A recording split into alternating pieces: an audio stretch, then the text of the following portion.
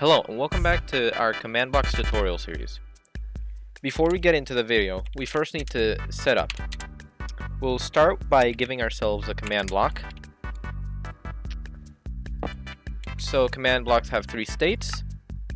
Three types. There's the impulse, which will only run its command once.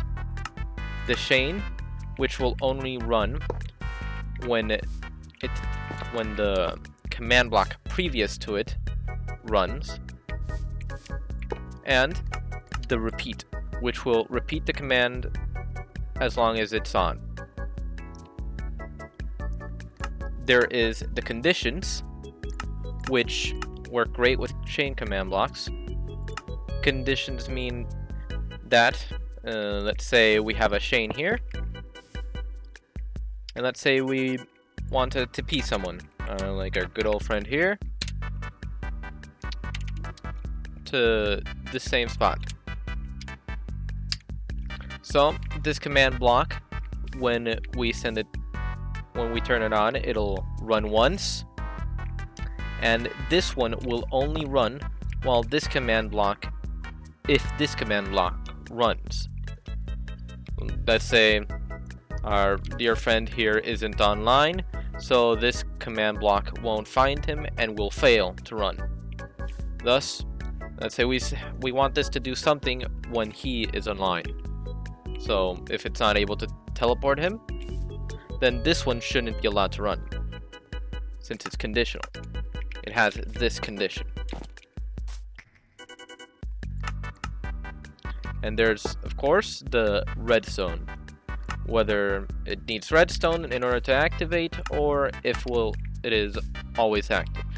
It is usually used when it is in a chain, because if it is in a chain, you want it to obviously activate if this one runs. So always active.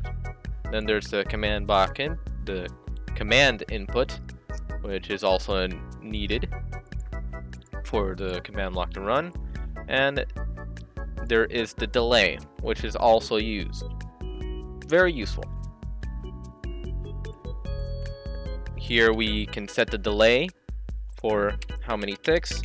1 second is 20 ticks, so setting it to 20 will give it a delay of 1 second.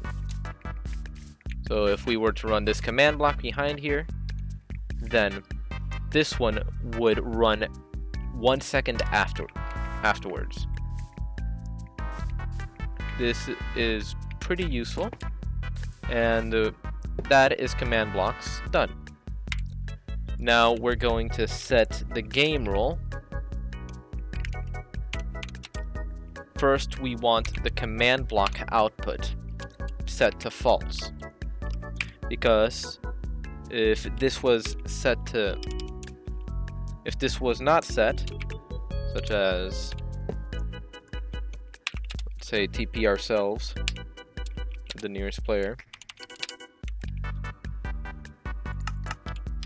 always active, it'll TP me and it'll even show it on the top. We don't want that, so we put the command block output to false, so it doesn't appear whenever it activates. And then there's also the send command feedback. This one we want it to false. We want to set it to false too, in order for it to not appear. So if we were to do that, it won't show. Up next, we're going to set up the scoreboards. Scoreboards are very useful because they can be used to add and subtract. In this case, we're gonna create an objective for calculating the distance. We'll call it range, if I could type. There we go. We have to give it the objective and the name. We'll just call it the same thing. And okay, so we have to first define the objectives in order to use them. Once we create the objective, we'll be able to use them in the command blocks. And with that, we've finished setting up. Now we can go on with the video. Hello, and welcome back to Project Enemy MC. This is going to be our first ever episode in a brand new command block tutorial series. If you have any suggestions for any abilities that you want to see us make, then leave them in the comments below. Today we'll be showing you how to make Jonathan's Pluck and Haman. Let's start with the tags. First, we want the command block that will remove the tag of Jonathan, and one that will add the tag of Jonathan. We'll first start off by testing for all the players that have the tag of Jonathan. Once we've done that, we'll use a comparator in order to detect whether the command block was able to find the player. Here we'll see that it found me having the tag of Jonathan. Afterwards, we'll want to check when the player drops an item such as an iron sword, which is what we'll be using for Pluck.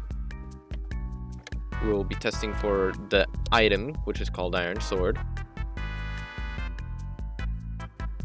And afterwards, we'll use another comparator in order to test whether the command block was successful.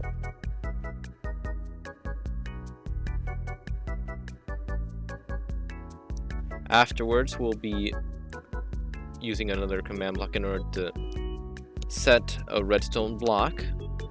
In this case, we'll be setting it over in these coordinates, right over here, and it'll activate this set of command blocks.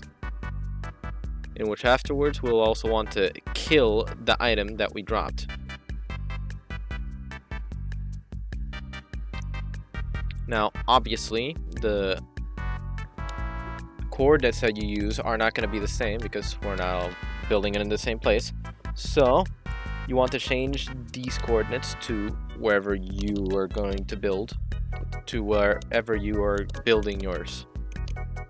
Then we're going to do this set of command blocks. Since Pluck has two versions, one with Haman and one without, we're going to first start with the one that doesn't have Haman. First, we'll want to summon an armor stand at the player if he doesn't have Haman, and we'll be naming it Pluck. Then we'll want to summon another armor stand that'll be called Pluck S. This will be the one that holds the sword. Then we'll want to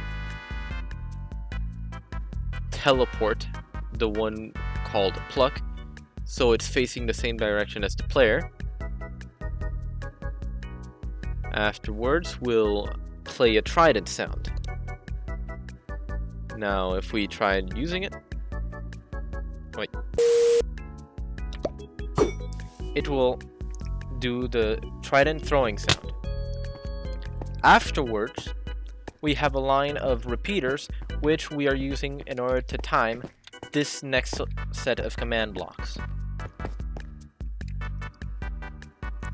First, we have Pluck face the player for when it returns. Afterwards, it will kill the entity of Pluck when it gets close to Jonathan, which is what happens when Pluck comes back. Afterwards, if it successfully kills the Pluck, we have to make it conditional, meaning that if it successfully kills Pluck, it will then kill Pluck S, and if it kills Pluck S, then it will set the block to air, and if it sets the block to air, it will give the player a iron sword. So Haman, we first have to detect the item once it's dropped by the player. Then we're gonna kill the item. And then we're gonna give the tag of Haman to the player. Afterwards, we're going to play a sound in order to show that they have it. Once Haman is active, after a certain period, it'll go away. And how you do that is, first we set a command block with a delay. In this case we have it set for 30 seconds, in which it'll remove the tag of Haman from the player. It'll then say that Haman is no longer active, and then we'll play the sound fizz.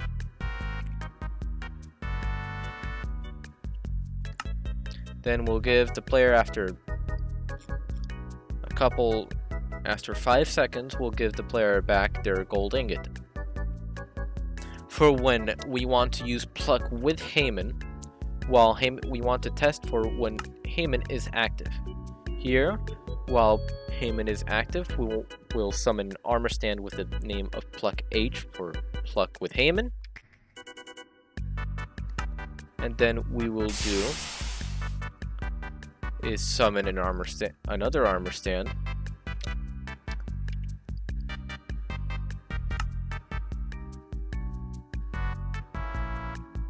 And then we'll be putting Pluck facing the direction that the player is looking at. So, exactly the same. After a certain amount of time, it will execute at Pluck H, at Pluck with Haman. It will, after a certain time, make it face the player once again. Which, just like the other one, just makes it return to the player. Then we will have it die when it is near once it reaches the player. After which, if that was successful, we will kill the sword. Thus, it needs to be conditional. Then we will set the block back to air. It needs to be conditional. And we will give Jonathan his sword back, which also has to be conditional. And now we will be on to the wall of commands right over here. First, we want to obviously set Pluck invisible. Pluck S. We want it to also not be visible. Pluck with Haman also invisible. And Pluck HS also want it to be invisible. Afterwards, we will make it so everything that is close to Pluck H will receive Wither. In this case, it is Wither 4. We will also give Pluck Wither. In this case, it'll be Wither 2, since without Haman, it is going to be weaker. Then Pluck will be Pluck H. This is the speed at which it will teleport forward. We want it to teleport forward, and obviously faster than normal Pluck. In this case. And then we want to make it so Pluck S rotates around.